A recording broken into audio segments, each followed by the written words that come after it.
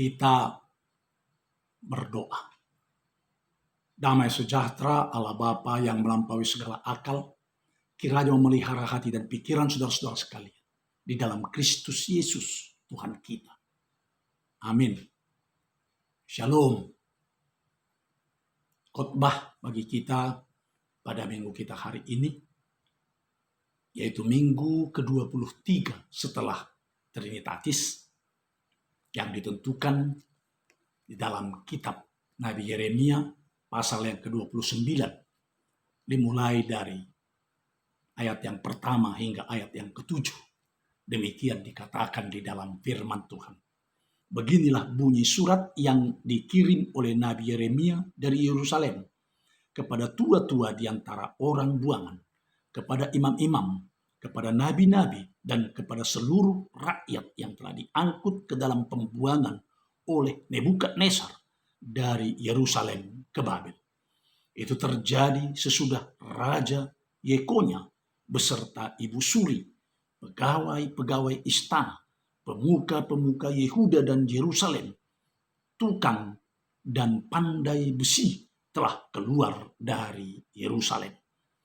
Surat itu dikirim dengan perantaraan Elasa bin Safan dan Gemaria bin Hilkia yang diutus oleh Zedekia, Raja Yehuda, ke Babel kepada Nebukadnezar, Raja Babel.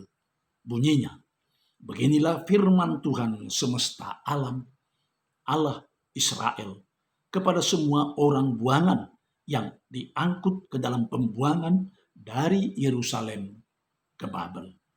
Dirikanlah rumah untuk kamu diami, buatlah kebun untuk kamu nikmati hasilnya, ambillah istri untuk memperanakkan anak laki-laki dan perempuan, ambilkanlah istri bagi anakmu laki-laki, dan carikanlah suami bagi anakmu perempuan, supaya mereka melahirkan anak laki-laki dan perempuan, agar di sana kamu bertambah banyak dan jangan berkurang. Usahakanlah kesejahteraan kota kemana kamu aku buang, dan berdoalah untuk kota itu kepada Tuhan, sebab kesejahteraannya adalah kesejahteraanmu. Demikian dikatakan di dalam firman Tuhan. Shalom. Saudara yang dikasihi oleh Kristus Yesus Tuhan kita. Selama berabad-abad orang Yahudi hidup dalam satu komunitas. Hidup di dalam agama dan budaya yang satu dan berada di tanah leluhur mereka. Satu agama dan satu keyakinan. Satu budaya dan juga satu dalam pengharapan, satu di dalam iman, dan satu di dalam kasih. Namun, ketika mereka terbuang ke negeri buangan Babylon, mereka hidup dan terasing di negeri asing tersebut dengan agama dan budaya yang berbeda. Keadaan pun berubah dengan drastis. Mereka gamang. Mereka bertanya-tanya. Mereka tidak mempunyai rumah ibadah atau bait suci lagi. Mereka hanya berkumpul di tepian sungai Babylon, menghadap ke arah bait suci Yerusalem sambil menangis. Mereka rindu untuk kembali ke zaman yang lampau di tanah leluhur mereka. Ditambah lagi dengan datangnya nabi-nabi palsu yang mengatakan kepada mereka bahwa mereka di negeri buangan hanya sementara. Mereka di negeri Babylon hanya sebentar. Dan mereka pasti akan cepat kembali ke tanah leluhur mereka. Dengan demikian mereka menunggu-nunggu kapan mereka akan kembali tanpa berbuat apa-apa. Saudaraku yang dikasihi Kristus, berbeda dengan tindakan dan ucapan Nabi Yeremia. Nabi Yeremia pun mengirim surat kepada orang-orang buangan yang ada di negeri Babylon, serta mengatakan kepada mereka agar mereka jangan percaya kepada nabi-nabi palsu yang ada di tengah-tengah mereka, dan supaya mereka jangan percaya oleh juru tenung mereka, dan supaya mereka jangan mendengarkan mimpi-mimpi mereka, sebab mereka semua adalah bernubuat palsu. Karena firman Tuhan bahwa mereka akan genap 70 tahun berada di Babel, dan setelah itu barulah mereka kembali.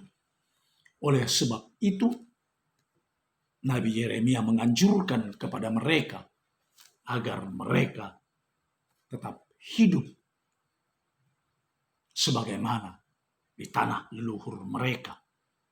Nabi Yeremia berkata kepada mereka, dirikanlah rumah untuk kamu diami, buatlah kebun untuk kamu nikmati hasilnya, ambillah istri untuk memperanakkan anak laki-laki dan perempuan, ambilkanlah istri bagi anakmu laki-laki, dan carikanlah suami bagi anakmu perempuan, supaya mereka melahirkan anak laki-laki dan perempuan, agar di sana kamu bertambah banyak dan jangan berkurang. Nabi Yeremia menganjurkan kepada mereka agar mereka tetap hidup sebagaimana ketika mereka di tanah leluhur mereka. Mereka tidak dapat lagi menghindar dari kontak dan hubungan dengan orang-orang Babilonia yang mempunyai iman dan keyakinan yang berbeda.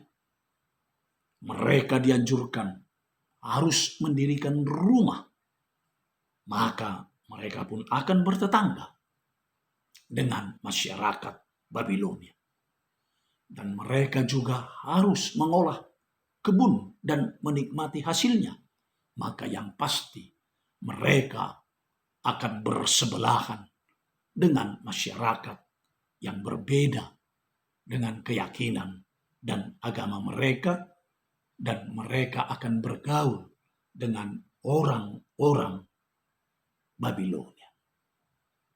Demikian juga dengan kita sekarang ini, saudaraku yang dikasihi oleh Kristus. Kontak dan hubungan dengan orang-orang yang beragama lain sekarang ini sudah tidak dapat kita hindari, dan juga semakin akan sering terjadi. Dan hal itu tidak akan dapat kita hindarkan. Kita harus bergaul dan bekerja sama dengan semua orang. Malah kita harus menunjukkan kerjasama kita yang sebaik-baiknya. Tunjukkanlah bahwa nilai kita lebih baik sebagai orang Kristen. Dan melalui kerjasama dengan mereka, maka kita harus menunjukkan kita lebih setia, kita lebih jujur, kita lebih tekun, dan kita lebih berdedikasi ketika kita bekerja sama dengan mereka. Dan kita jangan takut bekerja sama dengan siapapun. Kita mau orang lain bekerja sama dengan kita, maka kita juga harus mau bekerja sama dengan orang lain. Siapapun mereka, dan apapun juga agama dan keyakinan mereka. Allah tidak membeda-bedakan orang. Jadi saudaraku yang dikasihi Kristus, kita harus bekerja sama seerat seberat-beratnya dan sebanyak-banyaknya di dalam kehidupan kita. Dan juga kita bekerja sama dengan setulus-tulusnya dengan siapapun dan dengan siapa saja. Kerjasama yang baik, dan juga kita harus tetap bergaul dengan mereka. Tetapi kita ingat, jangan kita mengkhianati keyakinan dan kepercayaan kita sendiri. Jangan kita kalah pengaruh. Jangan sampai kepercayaan kita hilang. Saudaraku, umat Israel dianjurkan oleh Nabi Yeremia untuk mengusahakan kesejahteraan tempat di mana mereka terbuang. Dikatakan di dalam ayat yang ke-7, usahakanlah kesejahteraan kota kemana kamu aku buang, dan berdoalah untuk kota itu kepada Tuhan, sebab kesejahteraannya adalah kesejahteraan. Saudaraku yang dikasihi Kristus, orang Israel diajak oleh Nabi Yeremia agar membuka cakrawala berpikir yang baru, hidup dan bekerja sama dengan orang Babilonia, menata kehidupan mereka, agar mereka tidak hidup eksklusif dan terasing dari masyarakat luas di negeri di mana mereka dibuang oleh Tuhan. Di negeri asing, negeri Babilonia tersebut. Berbeda, tetapi harus hidup bersama menata kesejahteraan. Karena itu mereka harus punya cakrawala pandangan yang luas. Tidak picik seperti katak di bawah tempurung. Juga tidak naif dan fanatik. Demikian juga saudara yang dikasihi Kristus, kita di negeri kita ini. Bagaimana umat Kristen juga bersama-sama mensejahterakan negeri ini. Kita juga harus terjun dan bergaul dalam masyarakat. Dan pasti akan terpengaruh oleh masyarakat itu. Ketika kita membangun dan menata bersama-sama dalam semua lini kehidupan, ya, tidak mungkin kita tidak akan terjun di tengah-tengah masyarakat dan bergaul tanpa terpengaruh oleh masyarakat tersebut. Ketika masyarakat mempergunakan komputer, maka kita juga pakai komputer. Ketika masyarakat buka toko swalayan, kita boleh berbelanja di situ. Tidak perlu kita hidup mengelompok di tempat tertentu.